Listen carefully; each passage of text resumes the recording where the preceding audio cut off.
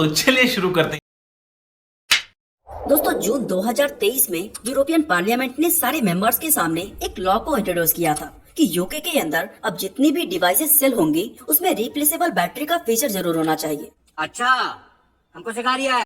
यहाँ रिप्लेसेबल का मतलब है कि ऐसी बैटरी जिसे रिमूव करने के लिए किसी भी तरह के स्पेशल टूल या टेक्नीशियन की जरूरत ना पड़े। ये इतना आसान हो कि इसे कोई भी आम आदमी खुद से रिप्लेस कर सके। इस लॉ के फेवर में 587 मेंबर्स के वोट मिले। अब अगर हम देखें तो आजकल सारे स्मार्टफोन्स ग्लास सैंडविच मेथड से डिजाइन किए जाते हैं। बात तो सही है। यानी कि इनका front end back panel glass का बना होता है और ये बीच में मेटल या प्लास्टिक के फ्रेम से अटैच रहता है। जैसे जैसे स्मार्टफोन इंडस्ट्री एडवांस होती जा रही है, कुछ इसी तरह के डिजाइन का ट्रेंड चलने लगा है, जिसे कंपनीज के साथ साथ कस्टमर्स भी एक्साइटमेंट के साथ अडॉप्ट कर रहे हैं। और अभी तो रुको, क्लाइमैक्स अभी बाकी है। इस तरह के डिजाइन वाले फोन काफी स्लीक एंड थिन होते हैं, जो प्रीमियम लुक एंड फील देने के लिए क्रिएट किए जाते हैं। लेकिन इस तरह के डिवाइसेस को बनाने में ग्लू का एक्सटेंसिव यूज होता है ताकि सभी कंपोनेंट्स आपस में अच्छे से जुड़ सके। ऐसे में अगर यूरोपियन यूनियन का नया रूल इम्प्लीमेंट किया जाता है तो बैटरी को रिमूवेबल बनाने के लिए एडहेसिव का इस्तेमाल कम करना होगा। अरे कहना क्या चाहते हो? साथ साथ इको फ्रेंडली भी हो। ऐसे में ये rule Apple, Google and Samsung के साथ साथ बहुत सारे स्मार्टफोन कंपनीज के कंस्ट्रक्शन मेथड में बहुत ही मेजर बदलाव ला सकता है।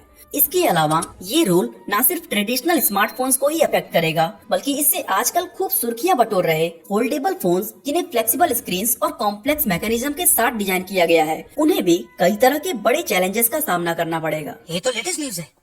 पर सवाल ये उठता है कि इस सब से हमें क्या फायदा होगा, क्योंकि ये रूल तो सिर्फ उन कंट्रीज के लिए है जो यूरोपियन यूनियन के मेंबर्स हैं। अगर आप भी ऐसा ही कुछ सोच रहे हैं तो ऐसा बिल्कुल भी नहीं है, क्योंकि स्मार्टफोन्स या इलेक्ट्रॉनिक डिवाइसेस से रिलेटेड पहले भी कई सारे ऐसे रूल्स बन चुके हैं जो किसी स्पेसिफिक जगह के लिए बने थे, लेकिन बाद में उसे पूरी दुनिया को अडॉप्ट करना पड़ा एंड ऑब्वियसली इंडिया भी उसमें शामिल है। फॉर एग्जाम्पल 2020 में यूरोपियन यूनियन ने एक रूल पास किया था कि सभी इलेक्ट्रॉनिक डिवाइसेस के अंदर टाइप सी पोर्ट का होना जरूरी है। हम मालूम है, तेरे बाप को मत सिखा।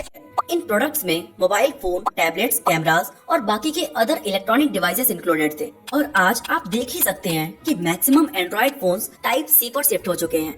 यहाँ तक कि एप्पल ने भी अपनी मैकबुक और आईपैड में यूएसबी टाइप सी देना शुरू कर दिया है, लेकिन अपने हीरो प्रोडक्ट आईफोन में वो अभी भी लाइटनिंग पोर्ट का ही यूज करता है। इसकी वजह से एप्पल और ईयू के बीच काफी ज्यादा मतभेद हुए। अरे क्या करूँ मैं इसका? क्या करूँ इसका? क्या करूँ? मार भी नहीं सकता। ईयू ने लेटर भेजकर एप्पल पर दबाव बनाने की कोशिश भी की ताकि वो अपने लाइटनिंग पोर्ट को छोड़ के टाइप सी यूएसबी का यूज करे। इसका असर ये हुआ कि एप्पल भी अब अपने अपकमिंग आईफोन 15 को टाइप सी पोर्ट के साथ लॉन्च कर रहा है।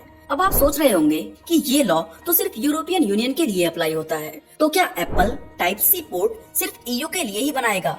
तो दोस्तों, ऐसा बिल्कुल नहीं है, क्योंकि अगर आप एंड्रॉइड फोन्स पर नजर डालें तो आज सभी कंपनीज हर रीजन के लिए टाइप सी चार्जिंग पोर्ट ही प्रोवाइड करती हैं। और इसकी सबसे बड़ी वजह है कि हर रीजन के अकॉर्डिंग अलग अलग फीचर प्रोवाइड करना मैन्युफैक्चरिंग को बहुत ही ज्यादा कॉस्टली बना देता है।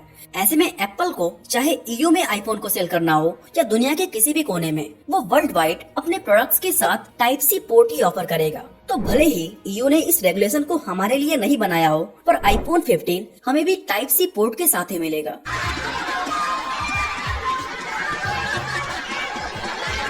आपको बता दें कि ईयू का ये ऐसा इकलौता रूल नहीं है जिसे कंपनीज को मानना जरूरी है, बल्कि इससे पहले भी ऐसे कई नियम ईयू ने अपने रीजन के लिए बनाए थे, जिन्हें आज बाकी कंट्रीज सहित इंडिया में भी फॉलो किया जाता है। फॉर एग्जाम्पल 2003 में ईयू ने RoHS डायरेक्टिव रेगुलेशन इंट्रोड्यूस किया था, जिसके तहत लेड, मरकरी और कैडमियम जैसे कई सारे एलिमेंट्स को इलेक्ट्रॉनिक्स और बाकी के प्रोडक्ट से बैन कर दिया गया था। इस रूल के बाद से पूरी इलेक्ट्रॉनिक इंडस्ट्री ही चेंज हो गई थी, क्योंकि कंपनीज को प्रोडक्ट मैन्युफैक्चरिंग के फॉर्मूला में बदलाव लाना पड़ा। 25 दिन में पैसा डबल। 25 दिन में पैसा डबल। और ये बहुत ही ज्यादा एक्सपेंसिव था। इंडस्ट्री ने ईयू के इस रूल को फॉलो करने के लिए इनिशियली $32 बिलियन स्पेंड किए थे। साथ ही हर साल अराउंड $3 बिलियन एडिशनली खर्च किए जा रहे थे, ताकि इंश्योर हो सके कि वो सही से इन गाइडलाइंस को फॉलो कर रहे हैं। और ये रूल सिर्फ यूरोपियन यूनियन तक ही लिमिटेड नहीं था, बल्कि कई कंपनीज ने तो इस गाइडलाइन की वजह से अपनी मैन्युफैक्चरिंग यूनिट को ही बदल डाला और पूरी दुनिया के लिए एक सेम तरह की प्रोडक्ट्स बनाने लगे। वहीं बाकी के कंट्रीज में भी ईयू के बाद इस तरह के हैजर्डस सब्सटेंसेस बैन होने लगे। जैसे कि 1 मार्च 2007 को चाइना ने भी चाइना RoHS इंट्रोड्यूस किया। इसके बाद यूनाइटेड स्टेट्स और कई कंट्रीज में ये रूल फॉलो किया जाने लगा, जिसके चलते सभी कंपनीज को काफी ज्यादा नुकसान उठाना पड़ा। एप्पल पर टॉक्सिक मटेरियल यूज करने का आरोप लगा तो वही पेप्सिको और कोका कोला के बॉटल्स पर यूज किए गए पेंट में लेट पाया गया। यहाँ तक कि कोका कोला को $1.25 मिलियन और पेप्सिको को $4.3 मिलियन की पेनल्टीज भी चुकानी पड़ी थी। और दोस्तों, इसी तरह इंडिया में भी इलेक्ट्रॉनिक डिवाइसेस के लिए RoHS सर्टिफिकेट देना गवर्नमेंट ने मैंडेटरी कर दिया है। इस तरह से ईयू के रूल का इम्पैक्ट सिर्फ वही तक सीमित न रह के बल्कि बाकी के देशों में भी देखने को मिलता है। इसलिए माना जा रहा है कि रिमूवेबल बैटरी वाले इस नए रूल को भी कंपनीज चाहे या ना चाहे उन्हें फॉलो करना ही पड़ेगा।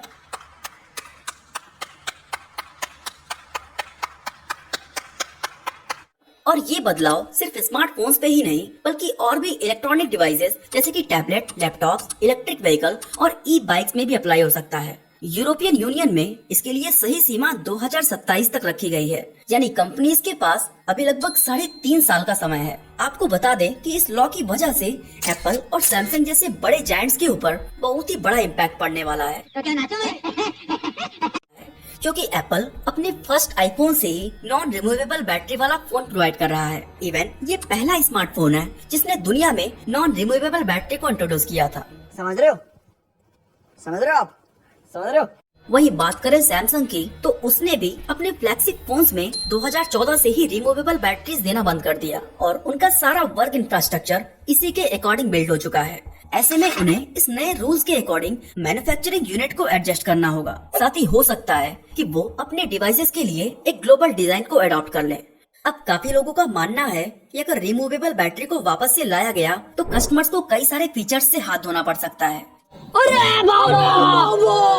जिसमें से एक है वाटर एंड डस्ट प्रूफिंग। दरअसल अभी के समय में ज्यादातर मिड रेंज और प्रीमियम फोन्स वाटर प्रूफिंग और डस्ट प्रूफिंग के साथ आते हैं और स्मार्टफोन्स को ऐसा बनाने के लिए बहुत ही टाइट सील की जरूरत पड़ती है ताकि कहीं से भी पानी या डस्ट पार्टिकल्स अंदर ना जा सके। यहाँ तक कि इन डिवाइसेस में किसी तरह का रिपेयरिंग वर्क भी होता है तो उसे कंप्लीट करने के बाद इसे एक स्पेशल एडहेसिव की मदद से सील कर दिया जाता है। इस वजह से लोगों के बीच एक कंसर्न है कि क्या आप मार्केट से वाटर और डस्ट प्रूफ डिवाइसेस गायब हो जाएंगे। इसका जवाब एक अमेरिकन इंडिपेंडेंट रिपेयर टेक्नीशियन और यूट्यूबर लुइस एंथनी रॉसमैन, जो राइट टू रिपेयर कैंपेन के एडवोकेट भी रह चुके हैं, उनका कहना है कि कुछ पुराने फोन्स जैसे कि सैमसंग गैलेक्सी S5 और सोनी एक्सपीरिया ZB-10 को देखें तो इन दोनों ही स्मार्टफोन्स की बैटरीज रिमूवेबल थी। हमारे में तेरे बाप को मत सिखा। इसके बावजूद उन्हें IP67 और IP68 वाटर रेजिस्टेंस की रेटिंग मिली थी। इससे पता चलता है कि रिमूवेबल बैटरीज के साथ भी वाटर या डस्ट प्रूफिंग पॉसिबल है। बस इसके लिए अटेंशन टू डिटेल और थॉटफुल इंजीनियरिंग की जरूरत होगी। अगर आप राइट टू रिपेयर रूल के बारे में नहीं जानते तो आपको बता दें कि मार्च 2021 में ईयू ने इस रूल को इंट्रोड्यूस किया था, जिसकी वजह से कंपनीज को ऐसी इलेक्ट्रॉनिक डिवाइसेस बनाने के लिए कहा गया जिसके स्पेयर पार्ट्स को आसानी से रिमूव एंड रिप्लेस किया जा सके। साथ ही उनके लिए इंडिपेंडेंट रिपेयर शॉप या कस्टमर्स को रिपेयर मैनुअल्स, स्पेयर पार्ट्स और डायग्नोस्टिक टूल्स प्रोवाइड करना भी जरूरी कर दिया गया। इस रूल को बनाने के पीछे का मकसद था कि लोग अपने खराब हुए डिवाइसेस को ठीक करके उसे दोबारा